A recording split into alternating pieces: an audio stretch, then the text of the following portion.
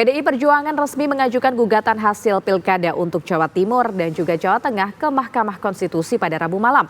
Selain itu, tim kuasa hukum calon gubernur dan wakil gubernur Sumatera Utara Edi Rahmayadi Hasan Basri juga mendatangi MK menggugat hasil pilkada.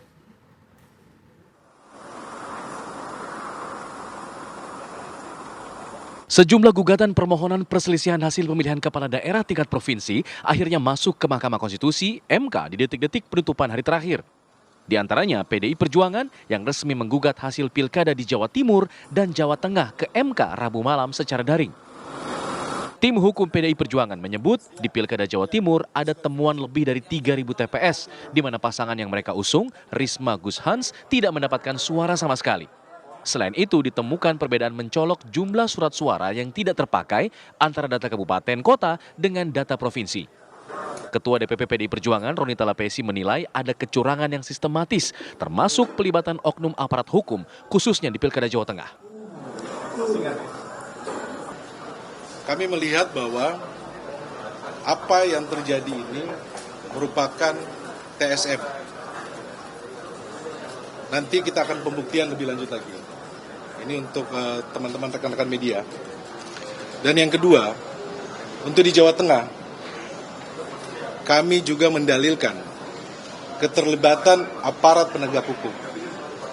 Di mana dari awal ada panggilan-panggilan kepolisian, ada panggilan kejaksaan, dan juga pengerahan kepala desa, dan lain-lain. Ini nanti kita akan buktikan di sidang Mahkamah Konstitusi. Selain tim hukum PDI Perjuangan, tim kuasa hukum calon gubernur dan wakil gubernur Sumatera Utara Edi Rahmayadi Hasan Basri juga mendatangi MK Rabu malam.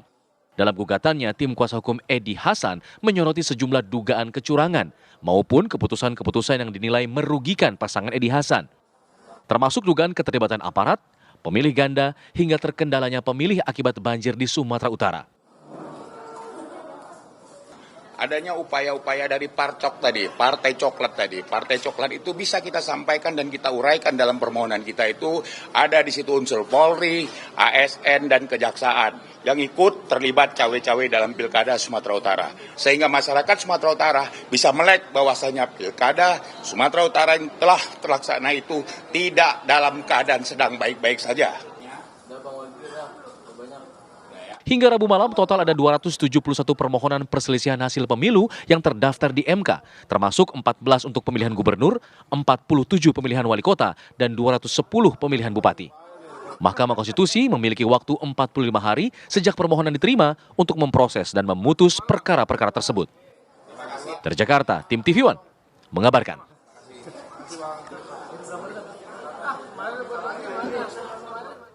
Pasangan calon gubernur dan calon wakil gubernur nomor urut 1 Ridwan Kamil dan Suswono tidak mendaftarkan perkara perselisihan hasil pemilihan atau pemilihan pilkada ini pemirsa di Mahkamah Konstitusi.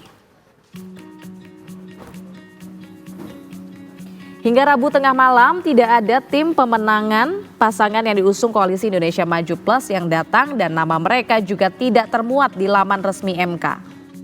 Sebelumnya tim hukum pasangan Ridwan Kamil dan Suswono mendatangi Mahkamah Konstitusi pada Senin siang untuk berkonsultasi dalam rangka persiapan permohonan perselisihan Pilgub Jakarta. Pihak yang ada dalam gugatan yang diajukan oleh tim hukum pasangan Ridho yakni Komisi Pemilihan Umum Jakarta dan pihak terkait, yaitu pasangan yang sudah ditetapkan oleh KPU Jakarta, Pramono Rano.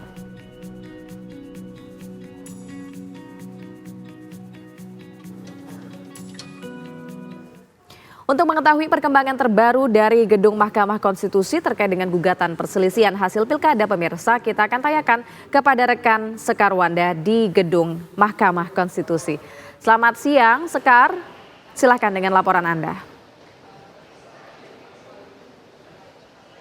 Ya, selamat siang Fada Idi dan juga pemirsa. Untuk update terkini dari Mahkamah Konstitusi ini telah menerima sebanyak 275 pendaftaran gugatan sengketa dari berbagai daerah yang meliputi 3 tingkatan pemilihan yaitu gubernur, wali kota dan juga bupati. Di mana diantaranya terdapat 15 permohonan sengketa dari pemilihan gubernur, di mana yang terakhir ini gugatan tersebut diajukan dari wilayah Kalimantan Tengah, kemudian ada sebanyak 215 permohonan sengketa pilkada dari bupati, yang mana ini merupakan gugatan terbanyak ketimbang dua tingkatan lainnya, dan ada sebanyak 47 permohonan sengketa pilkada dari tingkat wali kota. Hal tersebut dilihat dari situs MK per pagi hari ini 12 Desember 2024 pukul 7.30 waktu Indonesia Barat, di mana dari gugatan yang berasal dari berbagai daerah tersebut tidak ada yang berasal dari daerah Jakarta. Perkara gugatan pilkada ini diajukan dari berbagai daerah melalui online maupun datang langsung ke MK. Dan dari pihak MK sendiri hingga saat ini masih membuka pendaftaran gugatan sengketa hingga 18 Desember 2024 mendatang, terkhusus untuk daerah-daerah yang memang belum mengumumkan hasil rekapitulasi suara pilkada. Sementara untuk pendaftaran gugatan sengketa pilkada Jakarta ini telah ditutup per Rabu kemarin 11 Desember pukul 23.59 waktu Indonesia Barat.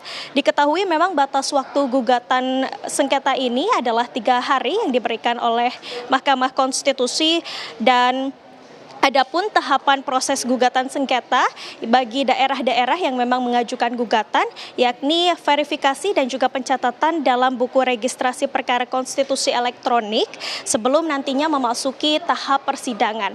Nah, bagi daerah-daerah yang memang tidak mengajukan gugatan sengketa, maka tahap selanjutnya yakni penetapan gubernur dan juga wakil gubernur dari masing-masing daerah. Nah, pemirsa, sebelumnya dari tim pemenangan Ridho sendiri sempat melakukan konferensi pers yang memang mengumumkan akan mengajukan gugatan sengketa ke Mahkamah Konstitusi. Namun hingga kemarin dari pihak tim pemenangan Ridho ataupun tim kuasa hukum ini tidak hadir untuk mengajukan gugatan sengketa, dan hingga saat ini baik dari ketua tim pemenangan Ridho yakni Ahmad Riza Patria, kemudian juga dari sekretaris tim pemenangan Ridho yakni Basri Bako, dan juga dari koordinasi tim pemenangan Ridho yakni Ramdan Alamsyah tidak memberikan konfirmasi apapun hingga hari ini mengenai apa sebenarnya alasan tidak mengajukan gugatan sengketa ke MK sebagaimana memang sebelumnya direncanakan untuk melangsungkan gugatan sengketa pasca pengumuman rekapitulasi suara pada tanggal 8 Desember kemarin. Hingga saat ini situasi dari MK sendiri sangat sepi, dan kami akan terus mengabarkan kepada Anda bagaimana memang kelanjutan dari gugatan sengketa ini. Untuk sementara demikian, Fada, saya kembalikan ke studio. Baik, terima kasih atas informasinya. Sekar Wanda mengabarkan langsung dari gedung MK.